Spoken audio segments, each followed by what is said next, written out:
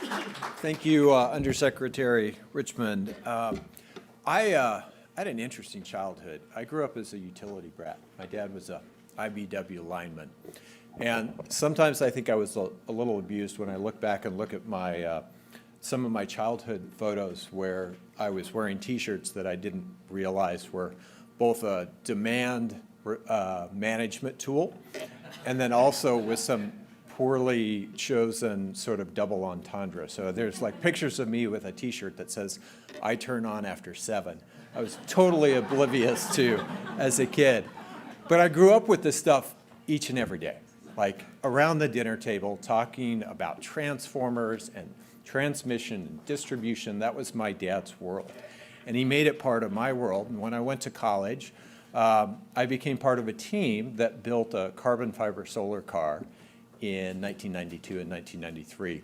And we raced that solar car from Dallas to Minneapolis against a whole bunch of other college teams. And I started to realize what's possible.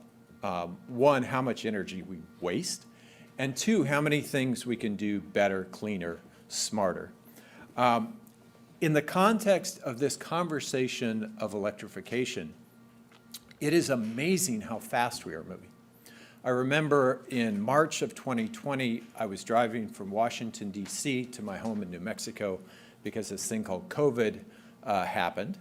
And I was driving cross-country with my son and my dog and my cat and cooler full of food because everything seemed to be changing.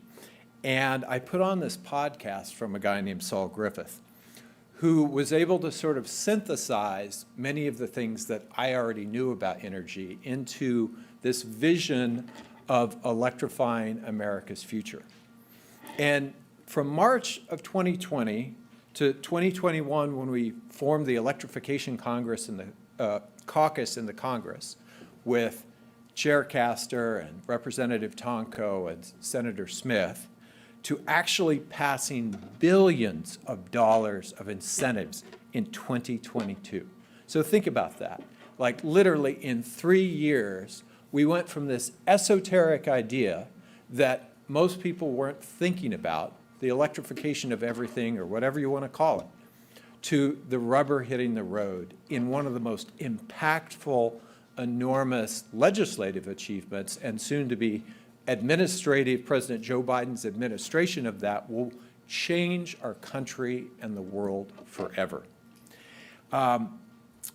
You know, my own state of New Mexico is getting $87 million of consumer-facing rebates so that people can buy heat pump water heaters and heat pumps and all the different things that are going to allow us to have cleaner, safer, healthier, more comfortable homes, including low and moderate income folks. I've been doing this now in my own home for several years, and one of the exciting things about it is seeing the folks who come to my house who haven't really been thinking about this energy transition, but are living it and working it, the plumbers and the electricians who, you know, my plumber, the first time he'd ever seen an air source heat pump water heater was when he showed up and was like, I don't know what to do with this. But now he does, and they do, and they're installing them one after the other, even before the rebates. And those are great jobs. Those are a lot like the jobs my dad had, who didn't have a college degree, but you know, had a really quality career in the trades. And we are going to have to scale that up. We're going to have to do the training that John Podesta talked about. We're going to have to do all of this really, really quickly, but the opportunities are just enormous.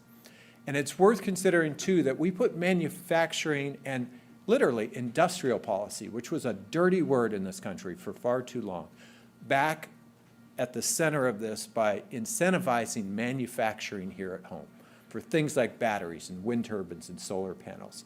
That's an enormous game changer for how a lot of the country is going to view this transition, and one that was absolutely necessary. I'll leave you with one last thought, which is, unfortunately, Chair Kathy Castor had to run and vote. But what I can tell you is it was because of leadership from her and from our Electrification Caucus and from the Select Climate Committee in the House, that we were able to do all this so quickly. Tina Smith, Paul Tonko, Chair Castor, like we had a team, and now we're passing the baton to all of you. And we want to work with you to make sure that we realize these opportunities as quickly and as seamlessly, that we get the friction points out of implementation. And there are friction points. I can tell you that as somebody who's doing this in my own home right now. But let's not lose sight of the fact that this is a once-in-a-lifetime opportunity to electrify America's future. Thanks.